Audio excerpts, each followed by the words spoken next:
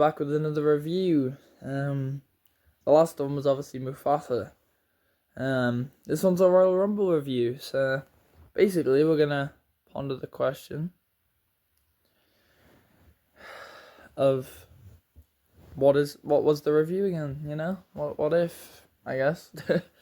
Let's ponder this. So, the Rumble wasn't the best, in my opinion. We've had better Rumbles, so it definitely wasn't the best. But basically, it was pretty predictable.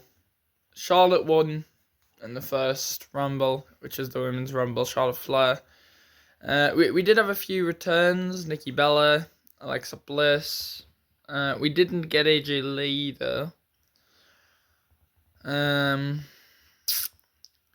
There was a lot of upcoming NXT stars. Jordan Grace was in there. But Charlotte won.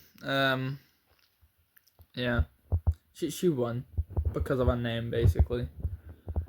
So, basically, that's just rubbish, yeah, exactly. It's... I don't even know how to really rate that match, but she really doesn't need it. So 2 out of 5. That was a flop, in my opinion. That Rumble was definitely not on top. It was such a flop, in my opinion. 2 out of 5. Sticking with that for that match. But I mean, the overall wrestling side of things.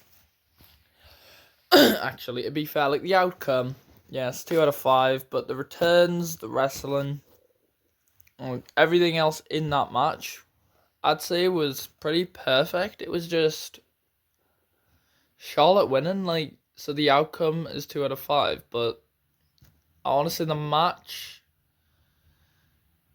was maybe like a 4 out of 5 if we go to the match. But that outcome, nah, just wasn't needed. I mean, on a positive note, though, Charlotte came out number 27. I was in a social media as Royal Rumble, so her winning got me in a wheel spin for a potential opportunity at 2K25's Bloodline Edition. So that was positive. Obviously, though, we done the wheel spin and I didn't win. But you know, anyway. That's like the only positive thing that have really come out of that win. Up next, anyway, basically just a rematch of SmackDown's the past few weeks. MCMG, so the Motor City Machine Guns versus DIY. 2 out of 3 falls. MCMG lost in this one. Street Profits decided to come out. Yeah, no clue what they were doing there. Yeah, got no clue what they were doing there, to be fair. Obviously, I know Pretty Deadly had a couple of connections, obviously, but they said, like, nope, not happening anymore. Dipping, we're done. We're not getting anywhere with you, and obviously the title shot that we want. But no, Street Profits have just come out of nowhere and just, yeah, God knows what that was about. The match as a whole, I know Motor City Machine Guns pretty good wrestlers. DIY are pretty good wrestlers. So, to be fair, the result is basically a bit biased because of it just being a rematch, in all fairness. So, 3 out of 5 just because of that rematch factor, to be fair. But the match was, it couldn't have been any much better. So, as I say, I've got to rate it how... But the outcome, yes, I say, because we've seen the match too much, 3 out of 5. But the skill that both teams possessed in that match was definitely 5 out of 5. In my opinion. You know what? It would be 6 out of 5 if it, like, genuinely, like, it breaks a scale, to be fair, the actual wrestling side of things. But just the fact that it was kind of a rematch kind of knocks kind of my outcome down to like 3 out of 5. It's that same way kind of the Charlotte Flair one does. Okay, Cody vs Kevin. That was a great match. Actually, to be fair, it was a pretty decent match. We even got that little step ladder getting lobbed around. I guess somebody's real ladder must have left, so they had to get the step ladder. Oh, that was a corny ass joke, but anyways, that step ladder was used as a pretty funny kind of prop. It was a good match. A lot of alright spots considering what I thought.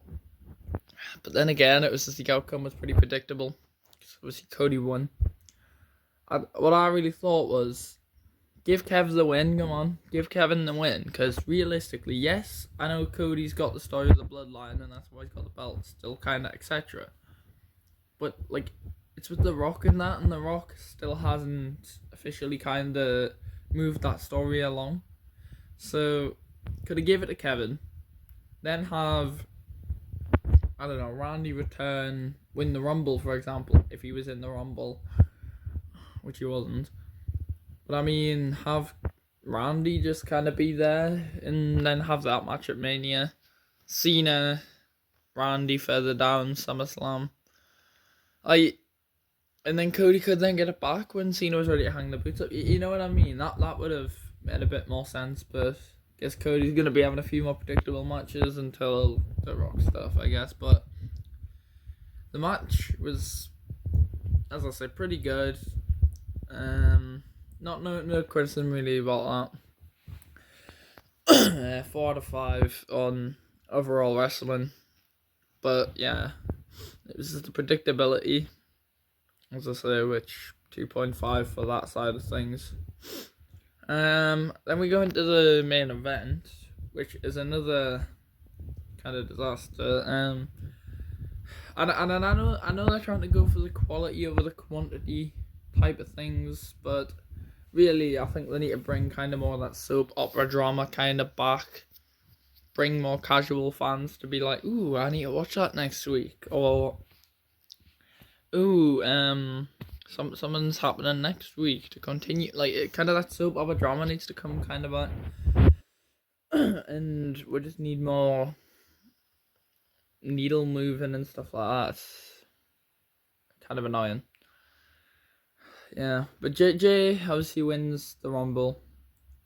So we're getting another rematch basically with Gunther, which just isn't needed.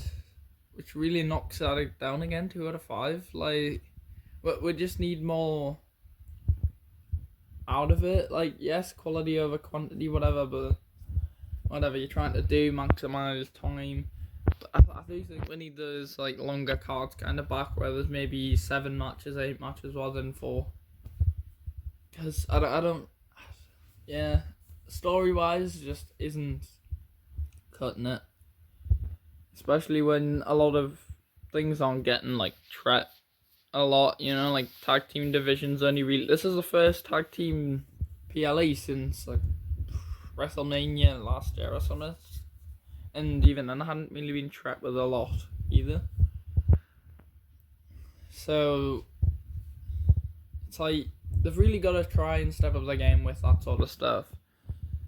JJ winning, just another rematch with Gunther basically now, so 2 out of 5. So many other returns, and I wrote Orton down because I wanted him to win, but he didn't show up, so that wasn't possible. But somebody different could have won. Punk had the narrative, yes. Do I really like Punk? No, because obvious reasons. But you know, he had the narrative to have won and then been like, yes. Like, so that would have made sense. Even though I don't like Punk, it still would have made sense. AJ Styles, he returned, big pop, etc. AJ Cody run it back, good match. Yes, it may have also been a bit of a rematch type of thing, but because we hadn't seen it in a bit more of a while, it's more spaced, and it probably would have, you know, worked better. Joe Hendry, which yes, really isn't gonna happen because he's TNA World Champ and he's from TNA, but at least kind of make the partnership a bit more it's just predictable, really, realistically. Yes, you're partnering with TNA, But then you're not actually gonna let them win. Like Jordan Grace could have won that women's one easily, but Charlotte Flair won it. Look at Cora Jade. She won an TNA TV. But then on the other side of things, when they're on the WWE's grounds, TNA can't get a single win, which is stupid because they're in a partnership. So really, that should also be a factor. But yeah, it could have been really anyone other than Jay at that point. Drew, like, it really could have just been done better, in my opinion. So the match kinda be a 3 out of 5 for me. It was good. We had Penta, some big names, like even Balor. Like that would have been interesting. Have him maybe go against Cody rather than Gunther. But that would have been even interesting. Like, as I said, AJ could have won against Gunther as well. So then that wasn't a rematch. Yeah, so 3 out of 5 for the match, 2 out of 5 for the winner, and that's basically it in my opinion. So overall, is the Royal Rumble on top, or was it a flop? Adding the scores kind of together, I'd have to kind of be a bit. I might have been a bit tough, but yeah, as I said with the Mufasa, you've got your own opinions, but yeah, I think it was a flop personally. It didn't move a lot of the needles in my opinion. It really didn't have the wow factor of everything that it could have been. That's all I've got to say. So go ahead, you can, as I say, leave a comment, whatever. Same as I said in the Mufasa one. See you next time. Leave a like, subscribe, and see you for the. Well, actually, as of recording this, and I'll actually be posting this today. So as of the 3rd of February, which is tomorrow, Danger Zone's going live on Twitch. So yeah, see you there as well. Thank you.